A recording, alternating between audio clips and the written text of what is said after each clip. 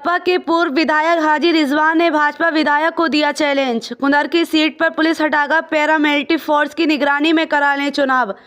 उत्तर प्रदेश के उपचुनाव में बहुचर्चित सीट कुंदरकी पर अभी भी प्रत्यारोप का सिलसिला रुकने का नाम नहीं ले रहा है।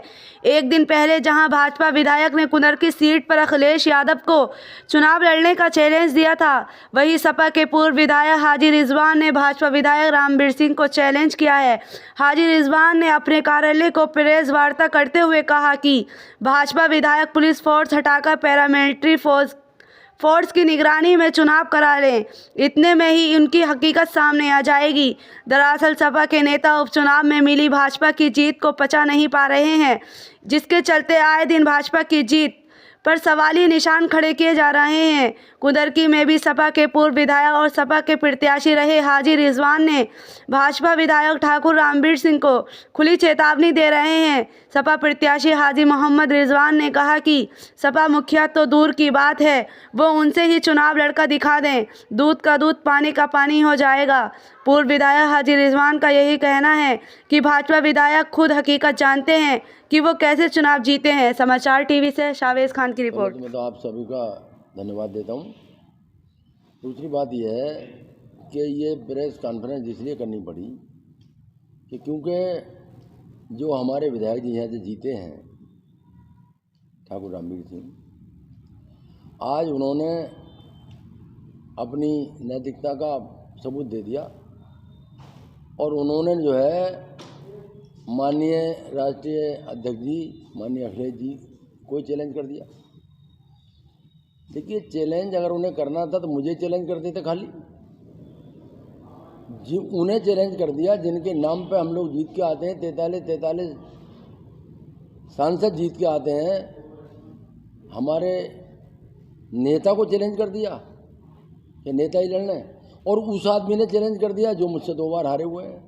पहले तो यही उन्हें यानी चाहिए थी कि 2012 और 2017 में मुझसे हारे हैं वो, और पहली बार विधायक बने हैं तो उन्हें इतना शऊर होना चाहिए कि ऐसी बातें ना करें किसी को चैलेंज देने की।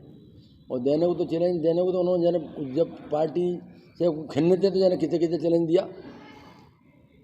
तो ये ऐसी बातें उन्हें ये शोभा नहीं देती, इस तरह की चैलेंजबाजी। मैं 3-3, 4-4 बार विधायक रहा, लेकिन कभी हमने इस तरह के हमारे बोल नहीं बिगड़े। जिस तरह की भाषा उन्होंने बोलने का काम शुरू कर दिया, और अभी तो सदन में 2 ही दिन बैठे हैं, अभी तो 2 साल बाकी हैं, और उन्हें बहुत ज़्यादा चैलेंज देने की बात उनके मन में आ रही है तो वो चैलेंज दे दें। अभी तो माननीय राष्ट्रीय अध्यक्ष जी का प्यादा उनका कार्यकर्ता ही बहुत है उनके लिए। तो निष्पक्ष चुनाव करा लें और पुलिस को हटा दें और पैरामिलिट्री फोर्सेस के देख रेख में चुनाव करा लें, दूध का दूध पानी का पानी हो जाएगा। कौन जीतेगा कौन हारेगा वो खुद भी जानते हैं। अपने गिरबान में झांकें वो कैसे जीते हैं, कैसे जनता का वोट उन्होंने डलवाया है, कैसे पुलिस प्रशासन ने वोट डलवाया है, कितना जो है प्रताड़ित किया गया है क्षेत्र की जनता को, वो कोई ढकी छुपी नहीं है, वो सब जानते हैं, वो खुद भी जानते हैं। उन्हें इस तरह के बयान से परहेज करना चाहिए, और वो चैलेंज देने की अगर बात कर रहे हैं तो वो इस्तीफा दे दें, और मैं उनसे लड़ने के लिए तैयार हूँ। इस क्षेत्र की जनता उन्हें जवाब देने के लिए तैयार बैठी है, क्योंकि क्षेत्र की जनता के दिल के अरमा दिल में ही रह गए, वोट डालने नहीं मिला। वो तो प्रशासन बहुत चालाक था, जो प्रशासन ने चुनाव को अपने हाथ में लेने के बाद भी लेने के बाद में, और उसके बाद में जो है अगर जनता से प्रशासन ने वोट डलवा लिए होते तो ये नतीजा नहीं होता, इसका रिजल्ट कुछ और ही होता। 27 को लेकर क्या कहना चाहेंगे, किस प्रकार से? देखिए, 27 की हमारे राष्ट्रीय अध्यक्ष जी माननीय अखिलेश जी ने का भी निर्देश हुए हैं, वो चल भी रहे हैं अब तो उसमें, और पार्टी कार्यालयों को भी भेजे हैं उन्होंने। और 27 की पूरी तैयारी है। जो पीडीए हमारा है, पीडीए के उस पर हम काम कर रहे हैं, पिछड़ा, दलित और अल्पसंख्यक, और यही पिछड़ा जो है, यही जो पीडीए है, यही पीडीए सरकार बनाएगा 2027 में। मैं दावे के साथ कह सकता हूं कि ये पीडीए की सरकार बनेगी, उसको कोई माई का लाल रोक नहीं सकता।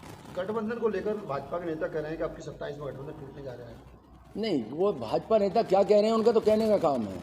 यहाँ तो झूठ का पुलंदा जो है वो भाजपा पे है। एक फैक्ट्री है जिसमें झूठ ही बनता। कभी कह देते हैं 10,000 मुकदमे लग गए उस दौरान में, कभी कह देते हैं कि जाने कहाँ कहाँ इनका हाथ है। कभी कह देते हैं ज़मीनों पर कब्जे कर लिए। अरे भाई कौन सी ज़मीनों पर कब्जे कर लिए? कौन से राशन वाले से पैसा ले लिया है? मैं मुझसे ज़्यादा ईमानदारी से राजनीति किसी ने की भी नहीं पूरे तो रामवीर जी कह रहे हैं कि विकास को लेकर जनता ने वोट दिया। देखिए, जहाँ तक विकास की बात है, मैं आपको गिना दूँ, मैंने 30 गांव में मरघट यानी कर्मशाला बनवाने का काम किया। गांव का नाम गिना दूँ मैं, चाहे आपका ललाटीकर हो, चाहे आपका भोजपुर मान हो, चाहे आपका मोहम्मदपुर हो, चाहे गुरेर हो, चाहे कुंदरकी हो, 80-80 लाख रुपए का एक मरघट बनवाने का काम किया। जहाँ 4 दीवारी कब्रिस्तान की बनवाने का काम किया, वो मरघट बनवाने का भी काम किया। 4 बिजली सब स्टेशन बनवाने का मैंने काम किया। एक तबिहार, आपका सरकड़ा खास, आपका भैंसों और जैतवाड़ा। आप 3 अस्पताल मैंने बनवाने का काम किया। आपका मुंडा पांडे, आपका रतनपुर कला और आपका कुंदरकी। ITI बनवाने का काम किया सरकड़ा खास में। 3 इंटर कॉलेज बनवाने का काम किया। आपके साथ सरकड़ा खास हो चाहे रतनपुर कला हो। विधायक जी जिस तरीके से देखते हैं और क्या कुछ कहेंगे पलटवार में इस बयान को लेकर के रामवीर जी के? देखिए, वो अगर टारगेट करे हुए हैं तो गलत टारगेट करे हुए हैं। हम क्योंकि वो उन्हें हजम नहीं हो रही, अभी पहली बार विधायक बने हैं, इसलिए उनका हाजमा ज़्यादा अच्छा नहीं है। और हम लोग जो है पूरे घाघ में कितने साल विधानसभा के अंदर बैठ लिए, तो अभी उन्हें जो अपच हो रही है। जब हाजमा सही हो जाएगा तो वो भी दुरुस्त हो जाएंगे, तो ठीक बोलेंगे। अभी वो हजम नहीं हो पा रही।